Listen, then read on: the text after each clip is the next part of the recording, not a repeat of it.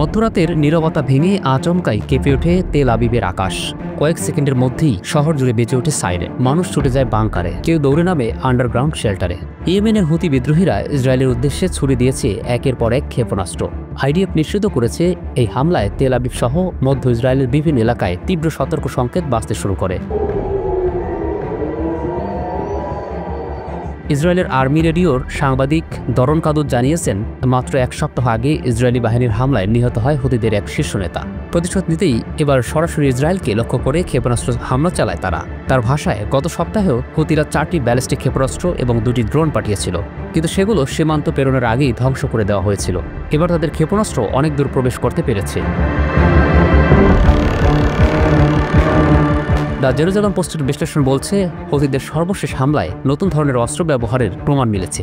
ক্ষেপণাস্ত্রগুলোতে যুক্ত করা হয়েছে ক্লাস্টার বোমা প্রযুক্তি। এর মানে হচ্ছে ক্ষেপণাস্ত্র প্রতিহত করা গেলেও তা মাঝ আকাশে ফেটে একাধিক ছোট বিস্ফোরণ ছড়িয়ে দেয়, যা ভূপৃষ্ঠে ব্যাপক ক্ষয়ক্ষতি ঘটায়। এর ফলে সতর্ক সংকেত বাজলেও শহরের বিভিন্ন স্থানে আতঙ্ক ছড়িয়ে পড়েছে। প্রসঙ্গত, 2023 সালের অক্টোবরে গাজা ইসরায়েলের ভয়াবহ হামলার পর থেকেই ফিলিস্তিনিদের প্রতি সংহতি জানিয়ে হুতিরা একের পর এক আক্রমণ চালিয়ে আসছে। শুরুতে তারা লোহিত সাগরে ইসরায়েলমুখী জাহাজ টার্গেট করলেও পরবর্তীতে সরাসরি ইসরায়েলের আকাশ সীমা লক্ষ্য করে ক্ষেপণাস্ত্র ছুড়তে শুরু করে। এটি প্রথমবার নয়, তবে এইবার হামলার মাত্রা ও প্রযুক্তি আরও উন্নত এবং ঝুঁকিপূর্ণ।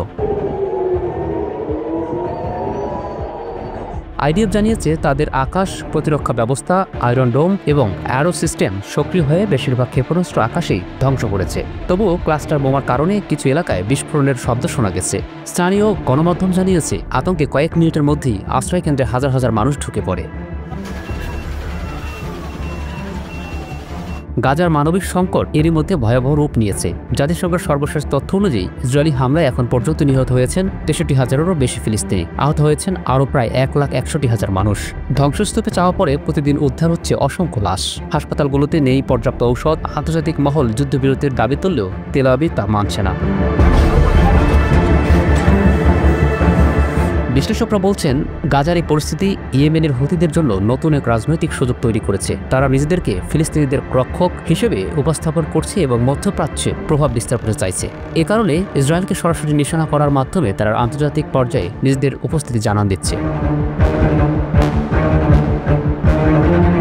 এদিকে ইসরায়েলের রাজনৈতিক মহলেও এই হামলা নিয়ে আলোচনার ঝড় বইছে। কেউ বলেছেন, হুতিদের সঙ্গে সরাসরি যুদ্ধক্ষেত্র খোলা উচিত। আবার কেউ মনে করছেন, গাজার যুদ্ধ চলমান থাকায় এখন ইয়েমেন ফ্রন্টে জড়িয়ে পড়া ইসরায়েলের জন্য ভয়াবহ ভুল হতে পারে। আন্তর্জাতিক মহলও উদ্বিগ্ন। যুক্তরাষ্ট্র হুতিদের এই হামলার তীব্র নিন্দা জানালেও ইসরায়েলকেও অতিরিক্ত প্রতিক্রিয়া না দেখাতে পরামর্শ দিয়েছে। অন্যদিকে আরও বিশ্বের অনেক দেশ প্রকাশ্যে কিছু না বললেও জনমতের চাপ বাড়ছে ইসরায়েলের বিরুদ্ধে।